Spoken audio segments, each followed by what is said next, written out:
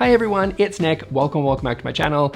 Okay, in this video today, we are going to be talking about Christmas design mistakes. These are the decorating mistakes that we see over and over again, and I'm going to give you some tips on how to fix these mistakes as well. I've got the Christmas sweater on. I'm really excited for the holidays this year. I think it's because if you guys don't remember, but last year I actually had a flood in my apartment, so I wasn't able to actually live here. I was living in that Airbnb for a while, and so I'm really excited to be back in here, and so I can decorate this place as I want to. So I'm really excited for that. I'll also say before I get into these mistakes, if you love the things that you see in these videos, you know what? Then you do them. If you enjoy them, this is the holidays, this is your time, have some fun. Don't listen to what I have to say. If you really love the things that you love in the holidays, even if they're a little bit cheesy, go for it. I'm not trying to be a Grinch here. I remember as a kid, I used to love when sort of the stuffed Santa Claus that sat on the mantle came out. I loved that. That meant Christmas to me, and I don't want to take that away from you or disparage that in any way, even though I will kindly, gently sort of make fun of those things. But that's okay, because you know what? We're all here to have a little bit of fun, and if you love them, put them in your home, enjoy yourself. It's the holidays. Okay, but before I get into the list, let's talk about today's sponsor, which is HelloFresh. Now, I love HelloFresh. I've used them for several months. They sponsored my videos before because I love them so much, because it is super easy and convenient, delicious food that arrives directly at your doorstep. These are meal kits where they provide all the different ingredients that you need to make a beautiful, delicious meal. Last night, I made these barbecue beef meatballs with a garlicky broccoli and sort of a sweet potato mash. It was absolutely delicious. The whole thing came together in about a half an hour, which is perfect for a weeknight meal. Because it's the holidays, I know time is of the essence, and it can be really difficult to find time to cook healthy, delicious meals. And I have fallen into the same trap that maybe you have this last couple of years, which is that it's so easy and convenient to just push a button on your phone and have whatever food you want delivered directly to your house. But honestly, HelloFresh meal kits come together pretty much just as quickly as it'll take to have food delivered, and you're making healthy, delicious, wonderful meals right there in your own home. So go to HelloFresh.com and use code nicklewis14 for up to 14 free meals and 3 free gifts. Thank you, HelloFresh, for sending me delicious meals, by the way, and keeping me fueled for the holidays, and also for sponsoring this video. Now let's get back to it. Okay, so mistake number one I want to talk about is not bringing in the Christmas decorations that fit your interior design style. So if you're not familiar with my channel, I typically talk about interior design styles a lot here because I think it's a really great way for people to find their own signature style that makes sense for them. They might borrow from a few different styles, or they might just see a style that they really love, like boho or Scandi or mid-century modern or whatever, and they might want to sort of design in that style, or as I said, combine a couple of different styles together. So you have to remember that when you're bringing in all your Christmas decorations, you're still going to have all your fixed elements, and you're still going to have a lot of your furniture pieces that were here for the rest of the year. So it usually doesn't make sense to bring in Christmas decorations that are completely different than the design style that you work with all year. So if you're like a traditional person, if you love traditional decor, I would recommend bringing in sort of the traditional decor for Christmas that you typically see. So this can be a lot of red and green. This can be patterns like plaid. This can be your typical color palette that you might typically see at Christmas time, because it makes sense. You're working with the design style that you have for 11 months out of the year, and now you're just bringing in some new pieces for the 1 month of the year where it is Christmas time. But you're gonna wanna stick to that traditional or transitional decor if you have that type of space year round. Or maybe if you're a person who loves the Scandinavian design style, so maybe you love warm woods and like a lot of white, a lot of neutral colors, and you really love those kind of simple shapes, and that really works for you for the rest of the year, then I would maybe try bringing in a lot of the typical Scandinavian holiday decorations that you see in the Scandinavian countries. That makes a lot of sense. If you love that design style, think about bringing in those decorations from the Scandinavian countries into the holidays for that 1 month out of the year. I just did a video on IKEA where I showed off a whole bunch of Scandinavian Christmas decorations that I think you would really, really enjoy if you love this style. Okay, and maybe you're a modern farmhouse person, right? I think there's maybe a few of you left on this channel that love the modern farmhouse and are actually still subscribed to me after I've made fun of it so many times. Think about decorating in the modern farmhouse style. There are loads of people that have lots of things on the internet explaining how you can DIY or how you can create a modern farmhouse space and decorate in a modern farmhouse style for Christmas. There's loads of really beautiful options that are out there. Some not so beautiful, but that's okay. And there's loads of things that are there that are really gonna work for your style. You can see in this photo here, I mean, look, they've got the cheesy pillow that says like, to all a good night. So I will say this, I feel the same about words on pillows pillows as I do about words on signs, which is I don't care for them. But overall, I gotta admit, I think this kind of works. They've stuck to a fairly clean palette. They've kind of brought in some natural elements here. Overall, I think this sort of design can work really, really well at Christmas time. I will admit that. I would stay away from the cheesy pillows, but that's just me. Okay, the second mistake that I see the most often when decorating for Christmas is going too artificial. So here's the thing. There are lots of really beautiful artificial trees that are out there. I'm not saying you have to get a real tree in order for it to really feel like Christmas. Some people are hardcores and they swear that you have to. Unfortunately, in an apartment like where I live, you know, you're not allowed to bring in a real tree anymore. So there are definitely some restrictions there, and they are cumbersome and challenging. So I know a lot of people really love the faux tree, and that makes a lot of sense. There's a lot of faux garlands and things like that. A lot of that can really work. I will say that a lot of the artificial stuff sometimes can look really fake. So I would really encourage you to invest in quality when getting your faux goods, especially the faux greenery that we see so often around the holidays. So you want to go for really quality artificial items, and I would say mixing in artificial items with some real items as well. There are beautiful natural products that you can bring in the home at this time, things like wood, things like stone, wool, cotton, linen, and of course the whole plethora of real trees and branches and shrubs and lots of things that you can really use. I also love these sort of cotton buds that you can bring in at the holidays. I think they're absolutely beautiful, and they just feel very wintry and very fun, but again, they feel very natural, and I think that really works. So mixing in sort of the faux stuff with the real stuff, I think is going to go a long way to making your space kind of play with tricks with people and make them feel like it's a lot more natural than it might be. Okay, the third tip I have for you guys, this one makes me laugh and I haven't even started. I'm gonna call this one too inflatable. What do I mean by that? Well, if you've been to a suburb of North America anytime in the last like 20 years, you may have seen a lot of inflatable items, like characters. What do we call those things? Santas, reindeers, Grinches, you name them. We have seen a lot of inflatables on people's lawns, and sometimes even inside the home. I think if you're not from North America, or you've never been to a North American suburb, you're probably like, what the heck is this? I see you, and I agree. What the heck is this? We need to stop doing these inflatable items on our front lawns, and I'm specifically calling out my sister. But besides that, I think everybody else should also think twice about these inflatable items on the front lawn. I think people think it's sort of sending the statement of like, we're fun here and we're having a great time and we love Christmas, but I think there's ways that you can do that without going to things that are inflated with air, or, you know, they have like a snow machine coming out the side of them. That's just my own personal take. And yeah, and by the way, you're also seeing people put several of them out to really, really make a statement. So there's a whole family out there. And I think that's a bit much. I think one is too much if it's, you know, you want my opinion. But again, see what I said at the beginning of the video. If you love this, then I guess do it, but I don't think you should do it.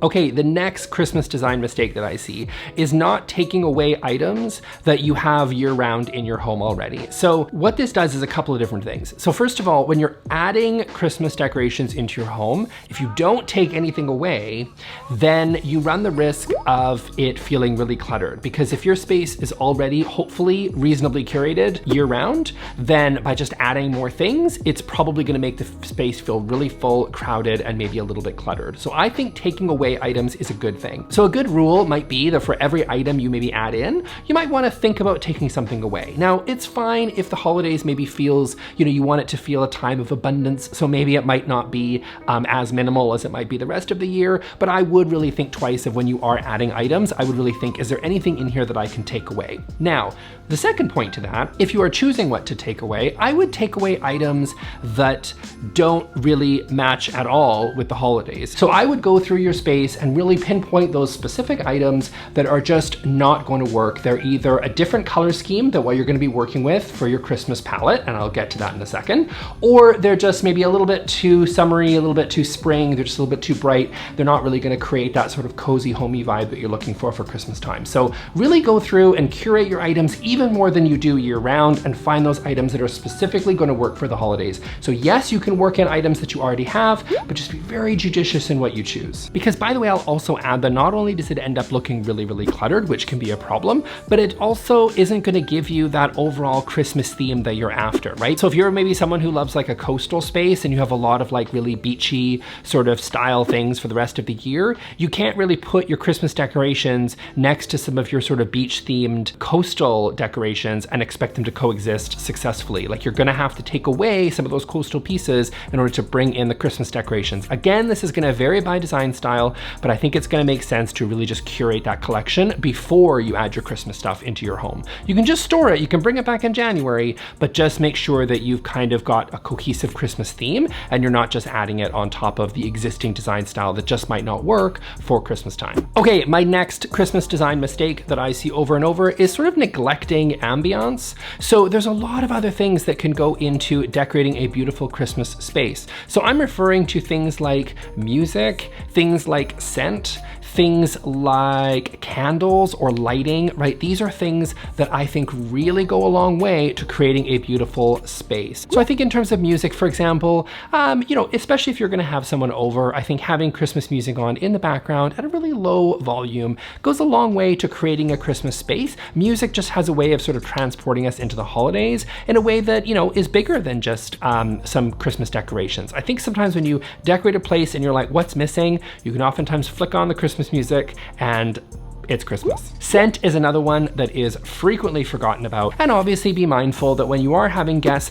they might not really appreciate really strong scents. But I do still think scent has a place, especially at Christmas time. So really, you know, using beautiful essential oils in a diffuser, or as they said, using candles, I think that really makes sense in just kind of creating a sort of nice Christmas scent that makes sense. And also, of course, cooking or baking. You know, I'm not saying that you're gonna bake cookies every time someone comes over just so that your place can smell like cookies. So baking, cooking, all those wonderful things can really go a long way to sort of make your space really smell like Christmas. But if you're not gonna be baking or cooking, then I would recommend things like essential oils or maybe even some candles. Again, being mindful of not making sure that you have a lot of competing scents, because that's a problem, but you're making something that sort of smells like the holidays and is just light and there, but it's just gonna really help transport people to Christmas. Okay, my next Christmas decor mistake is too much glitter. This is the time of year where it can actually make the most sense to bring in things that have a little bit of sparkle, things that twinkle, things that sort of catch the light in sort of really interesting ways, and it just kind of, there's lots of lights and whatever, and all that's really, really great, I think, around the holidays. So yes to candles, yes to lights, and yes to maybe a little bit of glitter, just because, you know, those metallics can really sort of help sort of bounce the light and make the place sort of really feel glittery and sparkly and fun. And I'm not trying to take that away from you.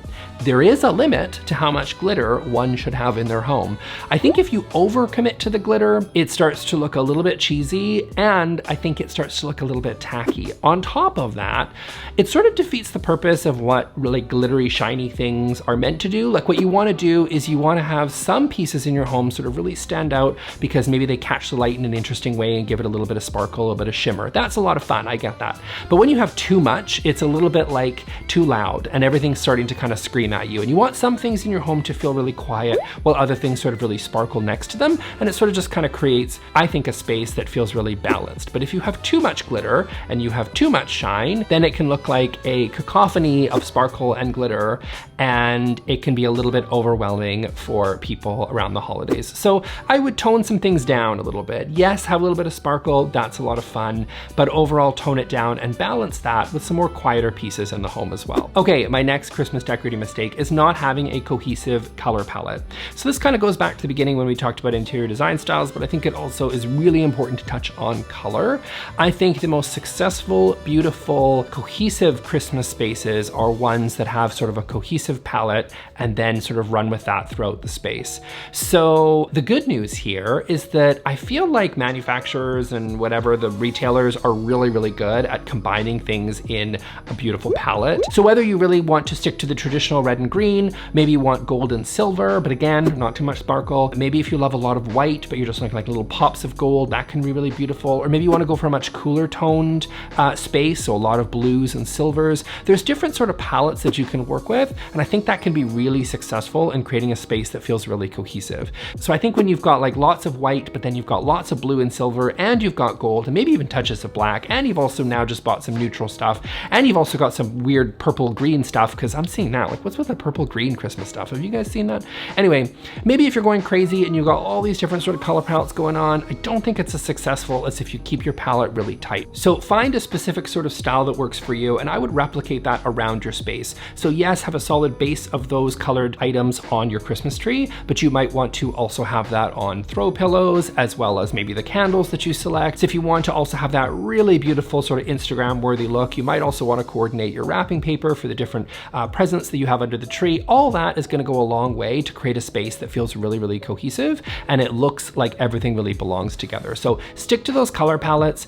There's usually like 4 or 5 different ones that you see that are really popular, but feel free to make it your own. But I would just really keep to a really tight, clean, succinct color palette, and use that and replicate that over and over around the space. Okay, so my next interior design mistake, and probably the most important, is not adding enough personality. This is the part that you get to have fun. And remember, see at the beginning when I said I won't judge you too harshly for, you know, maybe indulging in some things that I maybe find are a little bit cheesy. Maybe it's an inflatable Santa. Maybe it's too much glitter. If you love those things, then put them in your home. Make sure that it really reflects you, reflects your family, things that have been gifted to you, passed down. And I'm really bad for this. This is the mistake I make the most often, because I'm like the least sentimental person you will ever meet. But you're probably different with me, and this is something that I have really been trying to do more of, because I do think it's really important to add things that you really love and that really speak to you, and you can really bring that into the home. That's some of the best parts about Christmas, is that you can spend it with your friends and family and bring in the stuff that you really love, that really reflects you. So maybe you collect those little Starbucks ornaments that hang on the tree, right? Those little coffee cups. Maybe you collect those,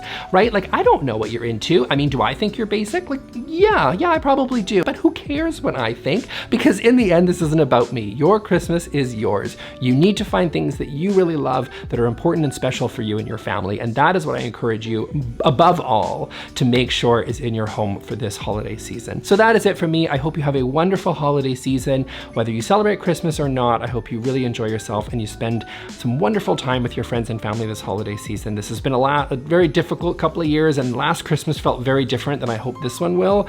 So really take the time and spend it with your friends and family. I thank you all for subscribing to my channel and viewing all my content. You've changed my life by being here, and I thank you all for that. So Merry Christmas, Happy Holidays, and I will see you all next time. Thanks, bye.